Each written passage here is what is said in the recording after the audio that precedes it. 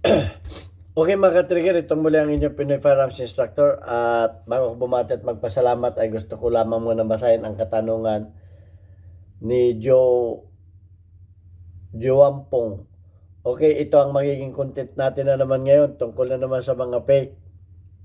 At talagang hindi matapos-tapos ang tanong dito dahil napakaraming fake sa Pilipinas. Ang sabi niya ay, Sir, good evening. Tanong lang po, meron bang Colt 1911 A1 na fake? Okay, so, ayan, ating sasagutin yan. At saan ba ginagawa yan?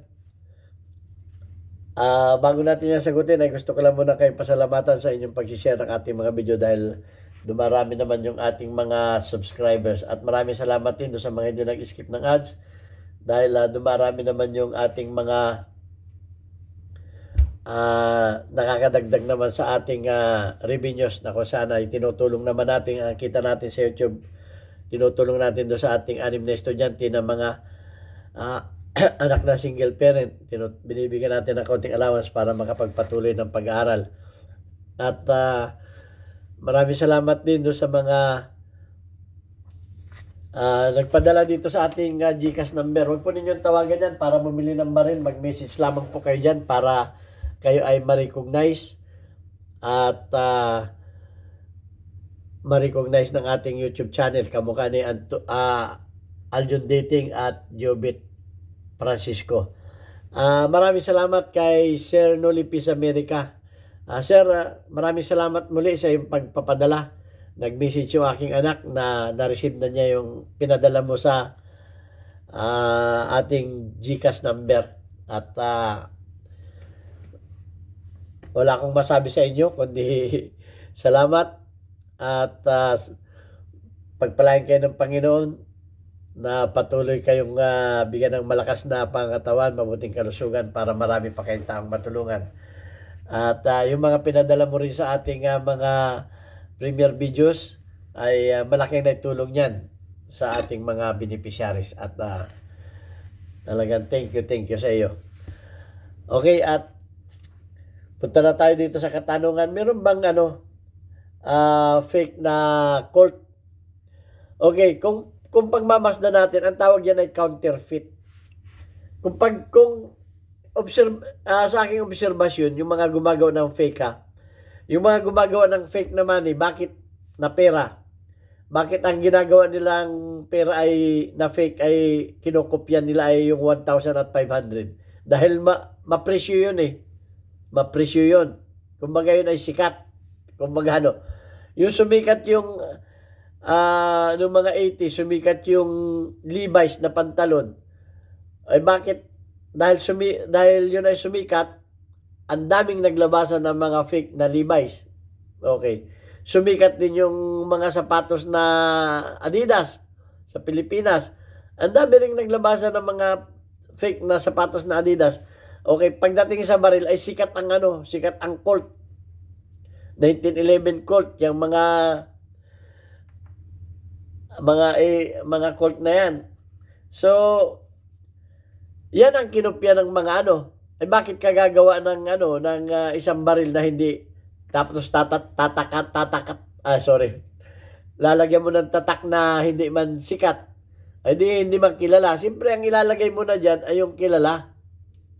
Yung kilalang brand para makapambudol ka. Kaya nga galit na galit sa atin yung mga nagagalit sa atin yung mga nababas tayo dito eh. So tingnan natin kung bakit ang sabi nga dito ay saan yung ginagawa? Philippine City of Danao ang gumagawa ng mga replica 45 caliber Colt officer model pistol. It will yung mga A1 na mga Colt. Yan ang mga mga ginagawa doon sa Danao.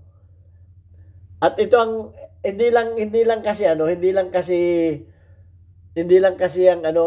ginagawa nila mga 1911. Ito pa yung mga ginagawa nila, yung mga paltik, mga buga, mga lantaka, mga luthang, mga at saka yung mga various ng mga 1911, M1, 1911, maraming mga ano, mga Colt, yung mga nilalagay nila, meron pa ring M16. So, yan yung mga ano, mga ginagawa nilang mga fake.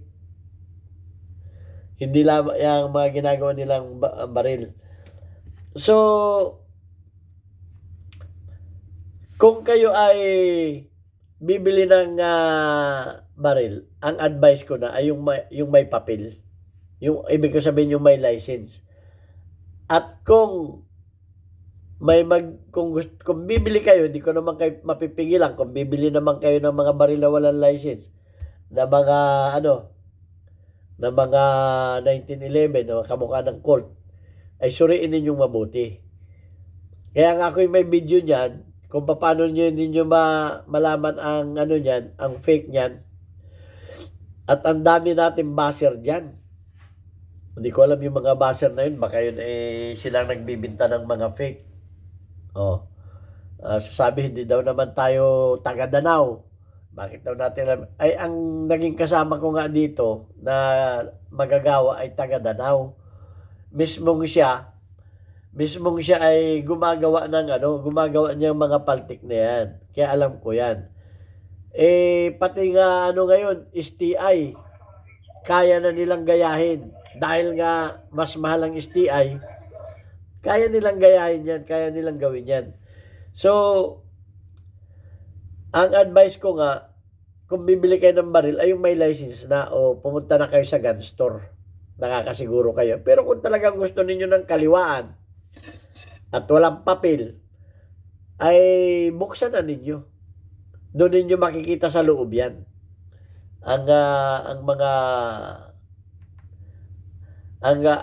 Doon ninyo makikilati sa loob yan. Dahil sa labas yan, ay magaganda na rin ang tatak niyan. Magaganda na rin ang tatak dahil nga ginamitan na rin nila ng engraving machine. Meron na rin yan. Sabi nga dito, kasi ang talagang ng Colt ay Hartford, Connecticut. Doon talaga ginawa yan. Pero kayang-kayang gayahin ng mga taga Danau yan.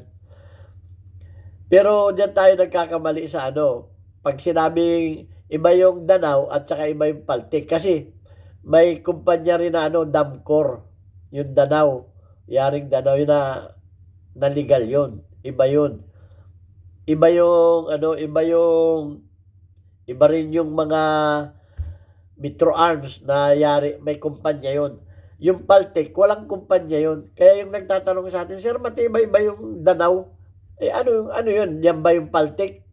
Kasi may Danau na original yung Damcor Iba yung Danau at saka yung Paltik. Kasi ang Paltik ay yung mga homemade. Homemade yun. Yung mga yun yung mga yari sa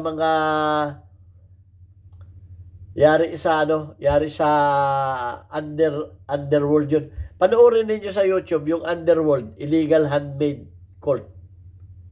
Panoorin ninyo. Ang dami naman video niya sa YouTube Mapapanood ninyo doon. Ang dami yun.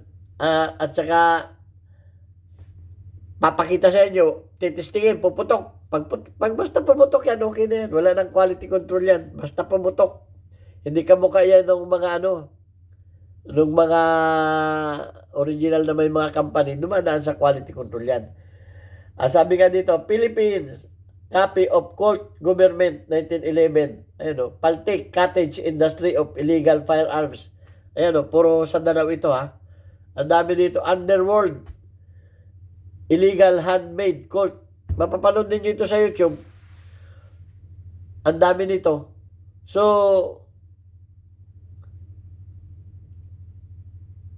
pagka hindi kayo sanay tumingin sa baril, ay talagang, at ang titingnan lang ninyo yung labas, ay talagang magkakamali kayo. Baka mapaniwala kayo na original yan.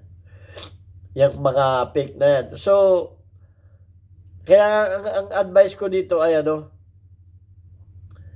ay panoorin ninyo aking video kung paano kilatisin ang original. Sabi nga dito Danau is a place where it knows for quite some time to make Paltiks or fake counterfeit replica firearms. Yan yung mga ginagawa nila, yung mga sikat na brand. Kamukha ng mga yung sikat na brand, yung mga Colt. Dahil nga sikat ang Colt, o di, gumawa ka rin lamang ng fake. Eh di yung kopyahin mo na yung pangalan ng sikat, bakit mo gagayahin yung mga hindi sikat na brand? O, ay mas mapresyo yun. At saka, kumbaga, yun ang original na na 1911 talaga. Kaya yun ang nangyayari. So, yun lang ang masasabi ko pagdating dyan sa mga fake na yan. Kaya para hindi tayo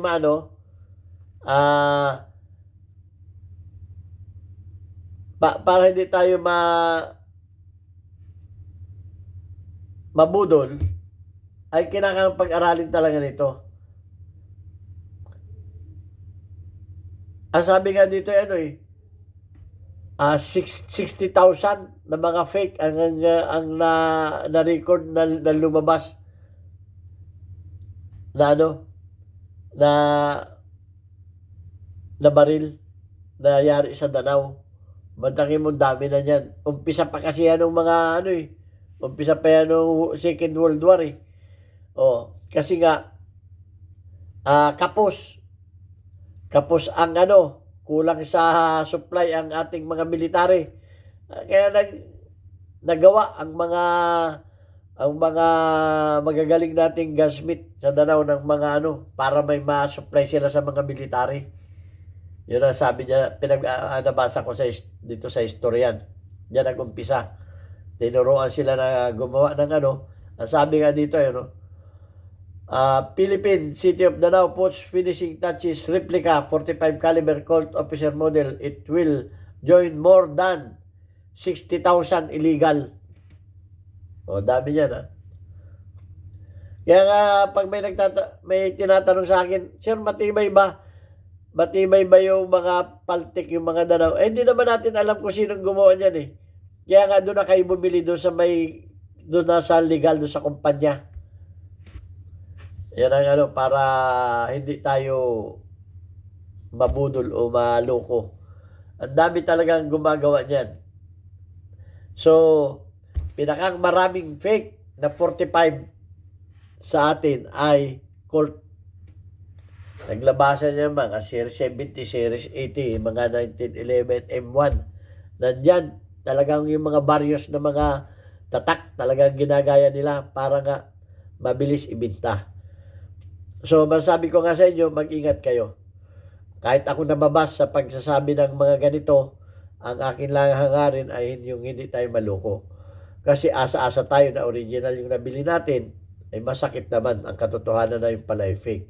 Hindi balik, kung alam talaga nating fake, halagang 5,000, ay alam naman nating fake yan Ang masama nabili natin ang mga halagang 20,000 pataas. Asa-asa tayo na original, yung pala ay fake. So, mag-ingat po tayo pagdating niya sa mga pagbili natin ng mga illegal na baril. So, at hindi ko rin naman talaga ina-advise dito sa ating YouTube channel na bumili kayo ng mga walang lisensyang baril. Mas maganda na yung may lisensyang baril para tayo ay magiging responsible gun owner. Okay, so yan. At babasahin lang natin yung ating community spotlight ngayon ay shout out kay Ragford, meron kang 85 engagement. Shout out kay Gigas Waray, meron kang 12 engagement. Shout out kay Karim Sapayano, meron kang 4 engagement. Shout out kay Ason Dimar. Shout out kay Alfred Molehar, meron kang 41 engagement. Shout out sa mga kababae ko sa Pinamalayan Oriental Mindoro.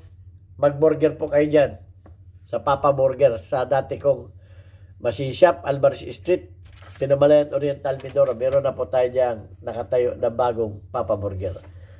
Yan ay sa 40 pesos. Buy one, take one. Marami pang pagkain dyan na kayo mapagpipilian. Maraming salamat po sa inyo. God bless us.